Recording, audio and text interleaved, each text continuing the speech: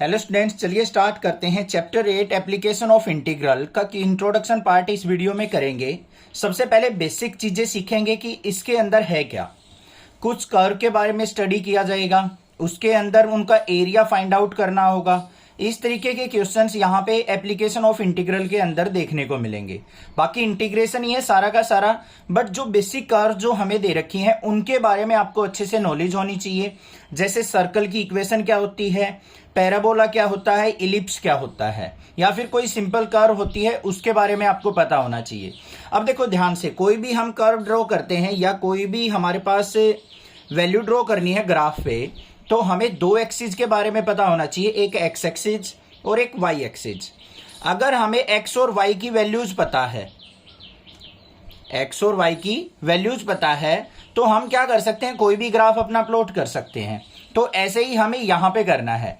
सबसे पहले अगर मैं बात करूं एरिया अंडर सिंपल कर्व की, अगर कोई सिंपल सी कर्व दे रखी हो हमें, उसके एरिया को अगर फाइंड आउट करना हो तो किस तरीके से करेंगे। देखो क्या है, सबसे पहले area under simple curve, simple curves, इसको देखो कैसे करेंगे। मान लो हमारे पास क्या है, ये क्वाड्रेंट है इस तरीके से, ये एक्स एक्सिस हो गई, ये वाई एक्सिस हो गई, और यहां पे हमारी कोई कर्व दे रखी है इस तरीके से।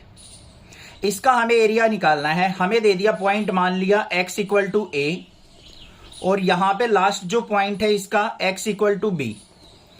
ये एरिया अगर हमें फाइंड आउट करना है तो किस तरीके से फाइंड आउट करेंगे। पहली बात तो एक्स एक्सिस पे है, तो हमारा जो एरिया आएगा वो किसके अंडर आएगा, integration F x D x.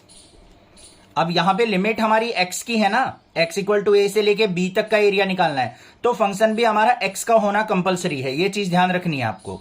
तो यहां पे क्या हो गया, F x D x, limit कहां से कहां तक, a से b तक, ये एरिया आपको फाइंड आउट करना है।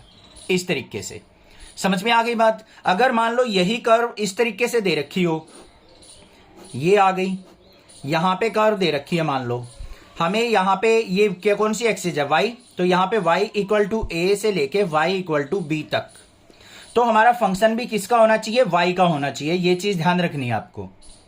अगर x एक्सिस के अलोंग निकाल रहे हैं तो फंक्शन x का होगा, y एक्सिस के अलोंग निकाल रहे हैं तो फंक्शन हमारा किसका होगा, y का, और डेरिवेटिव भी हमारा y के रिस्पेक्ट में होगा। क्लियर हो गई बात, समझ में आ गया। अदरवाइज उसको अगर मान लो कुछ पुट करना है, हमें x में कन्वर्ट करना है, तो लिमिट भी हमारी x में कन्वर्ट हो जाएंगी, चेंज हो जाएंगी, जैसे हम चैप्टर नंबर 7 के अंदर करते थे। अब यहां पे कुछ कर्व की बात कर लेते हैं। सिंपल सिंपल सी जो कर्व है हमारी बेसिक कर्व, क्लास 11th में कॉनिक सेक्शन के अंदर भी आपने सीखी हैं, तो वो अगर आपको याद है तो बहुत अच्छी बात है, अदरवाइज यहां पे दोबारा देख लेते हैं हम। सबसे पहली जो कर्व आती है हमारी, सर्कल आती है। अब सर्कल की कुछ प्रॉपर्टीज आपको पता होना चाहिए। ये हमारा मान लो क्या है, एक सर्कल है, ये इसका सेंटर है। अगर हमारा सेंटर ओरिजिन पे लाई करता है तो सेंटर के पॉइंट हो जाएंगे 0 0। अगर ये कहीं और लाई करता है तो इसके सेंटर को हम h और k से लेते थे क्लास 11th के अंदर। और जो सर्कल की इक्वेशन होती थी वो कैसे लिखी जाती थी, x माइनस एच का स्क्वायर और प्लस में y माइनस के का square equal to R square, ऐसे ही लिखी जाती थी हमारी इक्वेशन। क्लियर है, आपको पता है। अगर मान लो h और k हमारे क्या है, 0 0 हैं, क्या है, 0 0 पॉइंट्स हैं, तो इक्वेशन क्या हो जाएगी, X square plus Y square is equal to R square. R क्या होगा हमारा, रेडियस ऑफ द सर्कल। ये तो हो गया हमारा सर्कल, ठीक है, समझ में आ गया। सर्कल की इक्वेशन आप देखते ही पहचान जाओगे। कई जगह ऐसे भी मिल सकता है, X square plus Y square is equal to A square. ये भी फॉर्म मिल सकती है आपको क्वेश्चंस में, X square plus Y square equal to R square की फॉर्म भी मिल सकती है।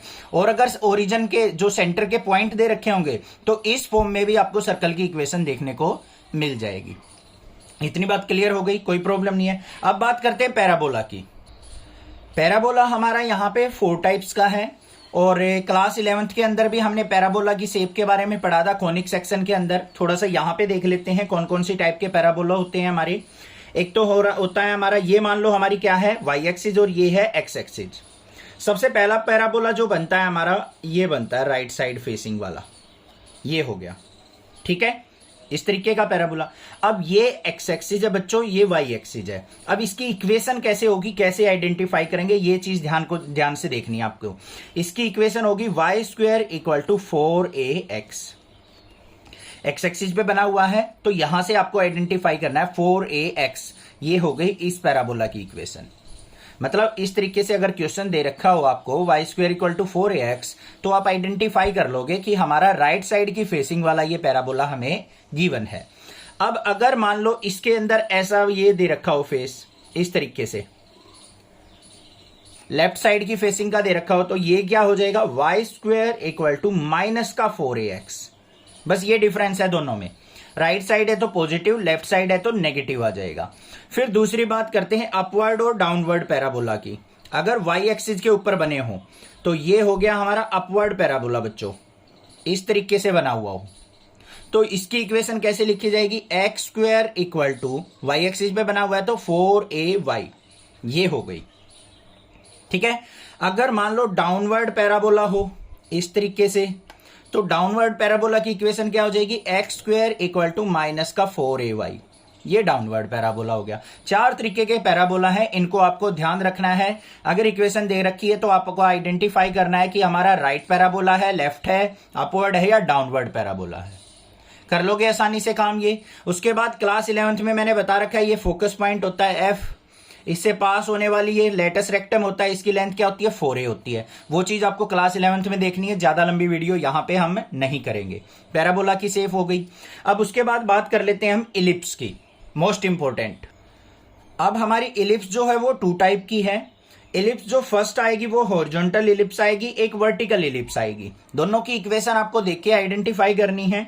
सबसे पहले अगर मैं हॉरिजॉन्टल इलिप्स की बात करूं तो हॉरिजॉन्टल क्या है, मतलब एक्स एक्सिस, जिसकी मेजर एक्सिस एक्स एक्सिस पे होगी उसको हम हॉरिजॉन्टल इलिप्स बोलेंगे। किस तरीके से बनी होगी, ऐसे।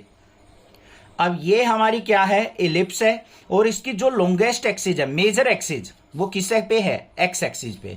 तो इस इलिप्स को हम क्या कहेंगे, हॉरिजॉन्टल इलिप्स। बात समझ में आ गई। इसकी इक्वेशन लिखें तो कैसे होगी, x square by A square plus में y square by B square और इक्वल टू 1। और यहां पे कंडीशन क्या होगी, जो ए स्क्वायर होगा वो ग्रेटर देन होगा बी स्क्वायर से, या फिर ए जो होगा वो ग्रेटर देन बी होगा। ये चीज आपको ध्यान रखनी है। अगर ए ग्रेटर देन बी है तो ये हमारी क्या होगी, हॉरिजॉन्टल इलिप्स हो जाएगी। ये बात समझ में आ गई। अब इसके कोऑर्डिनेट्स कैसे लिखने हैं, अब देखो बच्चों ध्यान से, ए की वैल्यू ग्रेटर है तो मतलब ए जो है मेजर एक्सिस पे आएगा, ये मेजर एक्सिस है। राइट साइड में पॉइंट क्या लिखे जाएंगे, a,0। लेफ्ट साइड में क्या हो जाएंगे, माइनस का a,0।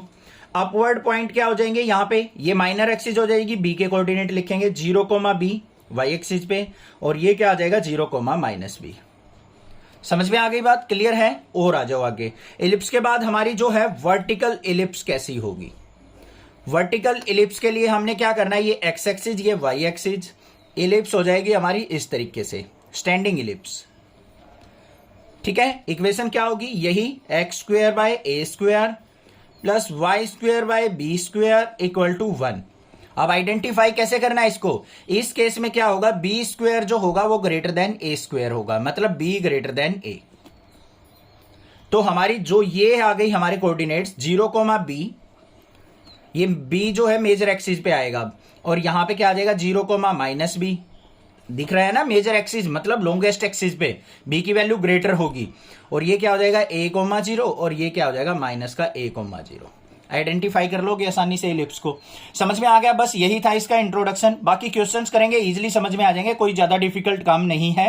कोई भी दिक्कत होगी मैं आपकी हेल्प जरूर करूंगा, आप बेफिक्र रहिए। तो चैनल को सब्सक्राइब करना, लाइक करना और ज्यादा से ज्यादा शेयर जरूर करना। Thank you students for watching next classes video.